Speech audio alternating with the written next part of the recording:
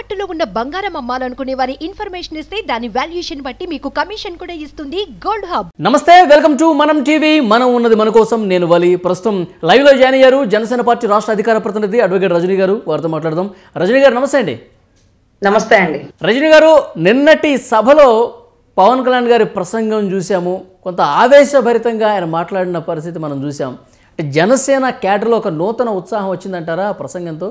ఎట్లా చూస్తారు సార్? మీరు టీవీల ముందు చూసుంటారు బహుశా. మేము స్టేజ్ మీద చూసి కన్నీటి పర్యంతం అయిపోయిన పరిస్థితి అండి. ఆయన భావోద్వేగాలకి, ఆయన మాట్లాడిన మాటలకి చలించిపోయామండి. నిజంగా ఆయన పడ్డ కష్టాలని, పార్టీ ఎదుర్కొంటున్న సమస్యల్ని, ఆయన తీసుకున్న నిర్ణయాన్ని ప్రతి ఒక్కరూ శిరసా వహించడమేనండి. ఇప్పటి వరకు కొద్ది గొప్ప అనుమానాలు ఉంటాయి, అంటే కార్యకర్తలకు కానీ, జనసైన్యం కానీ, మాతో సహా. ఆ అనుమానాలన్నిటికీ ఒకేసారి పటాపంచలు చేశారండి. రేపు రిలీజ్ చేసే 14 మంది అభ్యర్థులు ఎవరైతే ఉన్నప్పటికీ వాటన్నిటికీ కూడా అదే 19 మంది అభ్యర్థులు ఉన్నారు. మొత్తం 24 మంది అభ్యర్థులు, 5గురు అట్లా అనౌన్స్ చేశారు. సో బ్యాలెన్స్ అభ్యర్థుల నమోదు కూడా అందరం శిరసా వహించడమే మా శిరోధార్యం అండి. ఎందుకంటే ఆయన ఇంకొక విషయాన్ని చెప్పారండి. ఎందుకంటే జనసేనలో కొంతమంది విమర్శిస్తూ చచ్చిపోయిన తెలుగుదేశం పార్టీని బతికించాడరా అంట. ఎక్కడ చచ్చిపోయిందమ్మా? ఎలా చచ్చిపోయింది? తెలంగాణలో తెలుగుదేశం లేదా? సరే, రేవంత్ రెడ్డి ఎవరు? రేవంత్ రెడ్డి గారు, గౌరవ రేవంత్ రెడ్డి గారు, సీతక్క గారు, వీళ్ళందరూ గెలవడానికి గల కారణం ఏంటి? ఏమీ లేని సీతక్కని పార్టీలోకి తీసుకొచ్చి ఒక స్థాయిలో కూర్చోబెట్టిన వారు ఎవరు? ఈరోజు సీతక్క గొంతు బయటకు వినపడుతుందంటే దానికి కారణం ఎవరు? 52-53 రోజులు జైల్లో ఉండి బెయిల్ మీద బయటికి వచ్చి కంటి సర్జరీ చేయించుకుంటూ ఆయన ఒక మాట చెప్తే దాన్ని శిరోధార్యంగా పాటిస్తూ మన జెండా ఎగరదు, మన అభ్యర్థులు నుంచోరు, మనకి స్థాన బలం ఉన్నా, సైబరా టవర్స్ మనమే నిర్మించినా, గచ్బౌలికి సంబంధించి పునఃప్రాణం మనమే పోసినా, జూబ్లీహిల్స్, బంజారా హిల్స్ ఒక స్థాయిలో ఉన్నప్పటికీ, మనమే కారణమైనప్పటికీ మనం నుంచోకూడదు. అనువు కాని చోట అధికుల మన రాదు అంటూ వాళ్ళ నాయకుడు చెప్పినట్టుగా వాళ్ళు విన్నారు. మనం మాత్రం మన నాయకుడికి సలహాలు ఇస్తాం. మన నాయకుడు మనం చెప్పినట్టే వినాలి. మరి అవును, మరి మన ఇంట్లో జీతాలు, మన ఆస్తులు అమ్మి మనం పార్టీ కార్యాలయానికి డబ్బులు ఇచ్చినామా? లేకపోతే 365 రోజులు పార్టీకి మనం ఏమన్నా పనిచేస్తున్నామా? మనం ఏం చేసామనమ్మా అడుగుతాం. ఆయన కష్టంతో, ఆయన సినిమా డబ్బులతో పార్టీ ఆఫీస్కి స్థలాన్ని డిపాజిట్లు క్యాన్సిల్ చేసి, తన బిడ్డలకి తను లేనప్పుడు ఉపయోగపడే డిపాజిట్లు క్యాన్సిల్ చేసి రాష్ట్రానికి ధారపోసిన నాయకుడు. అమరావతిలో 2014లో సహచర్యంగా ఉన్నప్పుడు చంద్రబాబు గారు చెప్పారు, అమరావతిలో స్థలం తీసుకోండి అని. అలా తీసుకోవడం కరెక్ట్ కాదు అంటూ అక్కడ వాళ్ళు ఇస్తామన్నా తీసుకోవాలి. తన డిపాజిట్ డబ్బులతో పార్టీ ఆఫీస్ కట్టాడు, కార్యాలయాన్ని కొనుక్కున్నారు. తర్వాత ఈ రోజుకి కన్స్ట్రక్షన్ లో ఉందండి. ఎవడో కుక్కలు మురుగుతాయి ప్యాకేజ్. రే, మా అన్న ప్యాకేజ్ తీసుకుంటే ఈ రోజు పార్టీ కార్యాలయం 14 అంతస్తులు ఉండేది. మా అన్న ప్యాకేజ్ తీసుకుని ఉంటే 2014లో ఒక స్థాయిలో ఒక పొజిషన్ లో కూర్చుండేవాడు. మా అన్న ప్యాకేజ్ తీసుకుంటే మా లాంటి ఎంతో మంది అభ్యర్థుల్ని చంద్రబాబు నాయుడు నువ్వు డబ్బు పెట్టి మా అభ్యర్థులు గెలిపించు అని ఆదేశించేవాడు, శాసించేవాడు. కానీ మన డబ్బుతోనే, మన బలంతోనే మనం గెలవాలి. మనం ప్రభుత్వాన్ని ఫామ్ చేయాలి. దాంట్లో మన 24 సీట్లు మాత్రమే తీసుకున్నారని చెప్పి ప్రశ్నించే వాళ్ళకి కొంత క్లారిటీ ఇచ్చే ప్రయత్నం చేశారు నిన్నటి సభలో. యాక్చువల్గా తెలుగుదేశం పార్టీ సంస్థాగతంగా చాలా బలంగా ఉంది. ఎవరైతే ఓట్లు వేసే వాళ్ళని తీసుకొచ్చి ఓట్లు వేయించుకునే పరిస్థితి మనకు ఆ గ్రౌండ్ లెవెల్లో ఆ పరిస్థితి లేదు. సో 24 సీట్లు మాత్రమే తీసుకున్నామంటే పరిస్థితి నాకు పూర్తిగా అర్థమైంది కాబట్టి అన్నీ ఆలోచించే నిర్ణయం తీసుకున్నామని చెప్పి పవన్ కళ్యాణ్ గారు చెప్పారు. పార్టీ బలోపేతం కాలేదు అంటే దానికి రీజన్ ఎవరు? గ్రౌండ్ లెవెల్లో మనకు అంత సంస్థాగత బలం లేదంటే దానికి కారణం ఎవరు? 10 సంవత్సరాలు పార్టీ పెట్టిన తర్వాత ఇలాంటి పరిస్థితి ఉందంటే దానికి కారణం ఎవరు?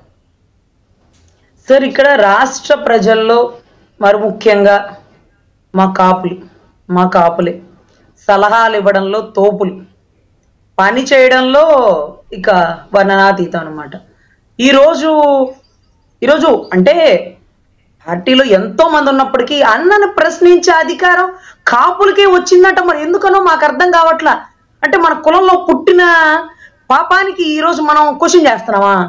జనసేన పార్టీలో దళితులు ఉన్నారు, మైనారిటీలు ఉన్నారు, అన్ని కులాల వాళ్ళు ఉన్నారు. వాళ్ళు ప్రశ్నించరేంటి?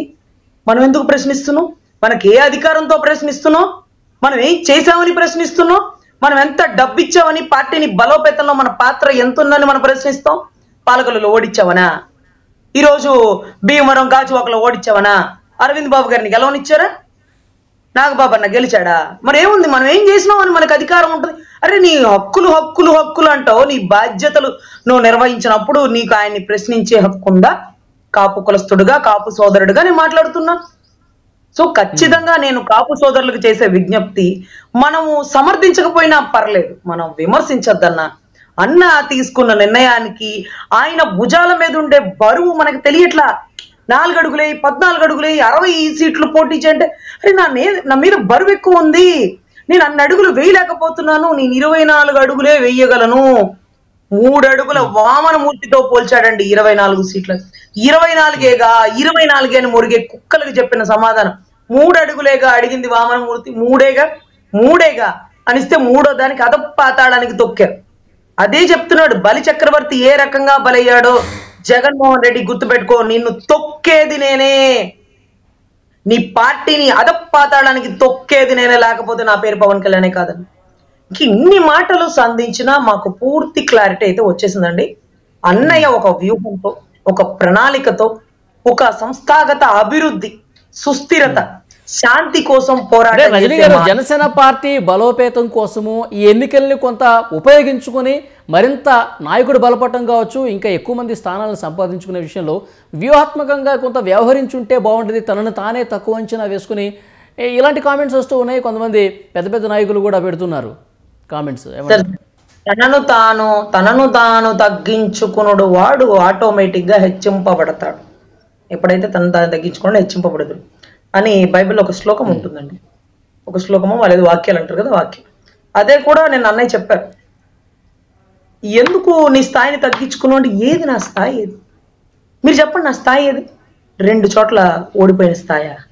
దశాబ్ద కాలం నుంచి పార్టీలో ఒకే ఒక్కడిని గెలిపించుకుంటా, ఒక్కడు కూడా రాపాక అంటే ఇటు రాను పాక, ఇటు పక్కకి రాను అంటూ వెళ్ళిపోయిన పరిస్థితి. ఏంటి నా స్థాయి ఏంటి అంటే, మీ నోటి మాటలతో, మీ విజిల్ సౌండ్తో, మీ బైక్ రేసింగ్లతో, నేను పిలిస్తే వచ్చేటటువంటి మీ అపరిమితమైన ప్రేమతో ఓట్లు పడట్లా.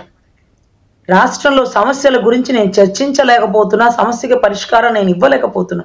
జనవాణి అంటూ జనాల్లోకి వస్తుంటే నన్ను బంధించి హోటల్ రూమ్కే అరెస్ట్ చేసిన పరిస్థితి, నా వాళ్ళందరినీ అటెంప్ట్ టు మర్డర్ సెక్షన్ పెట్టి జైల్లో వేసిన పరిస్థితి.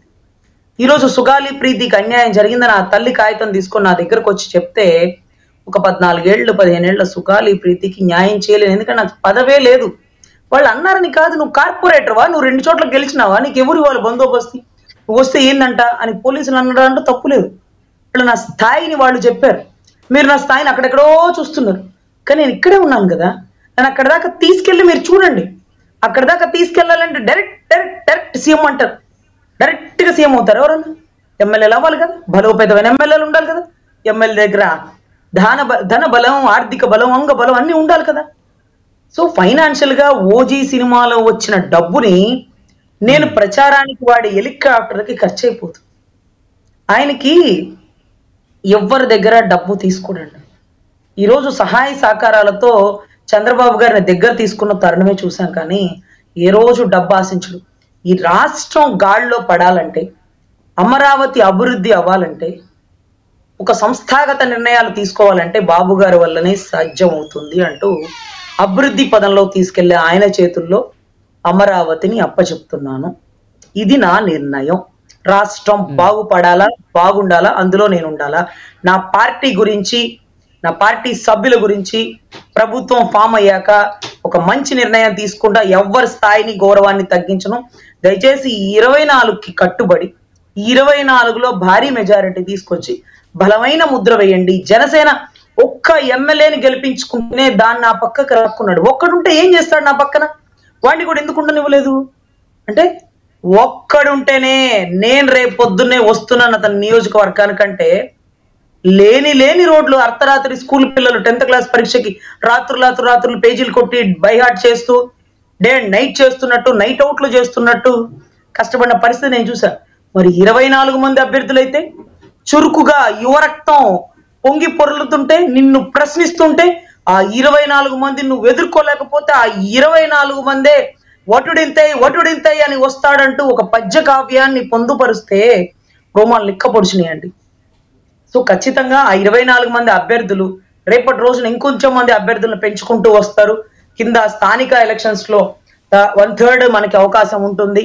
దయచేసి నా నిర్ణయానికి కట్టుబడి ఉండండి. అమరావతి రైతులు పడ్డ కష్టాలకి, ఒక మూగవాడిని కొట్టి హింసించిన తరుణాలకి, ఆడబిడ్డ చీరలాగి భూములిచ్చిన రైతులను అవమానించిన దానికి, దళితుల మీద జరుగుతున్న దాడులకి, ఇసుక అమ్ముకోవడానికి, కల్తీ మందుకి నా ఆడబిడ్డలు బలైపోయిన తరుణాలకి, పుస్తల తాడులు తెగిపోయిన ఆ అధ్వానమైన పరిస్థితికి నేను సమాధానం చెప్పాలి.